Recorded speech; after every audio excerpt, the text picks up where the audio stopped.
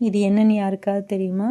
இதுதான் வந்து அவரைப்பருப்பு. இந்த மாதிரி அவரைப்பருப்பு, தட்டைப்பயிறு, பச்சைப்பயிறு, கொள்ளு, சுண்டல், எல்லா வகையான பருப்பு வகைகளும் இவங்க வந்து விளைவிச்சு அறுவடை பண்ணி நம்மளுக்காக வந்து கொடுத்துட்ருக்காங்க. இவ்வளோ நல்ல பயிர் வகைகள் உங்களுக்கு வேணும் அப்படின்னா இந்த நம்பருக்கு வந்து கால் பண்ணுங்கள். கண்டிப்பாக வந்து உங்கள் வீட்டுக்கே நாங்கள் அனுப்பிச்சி தருவோம்.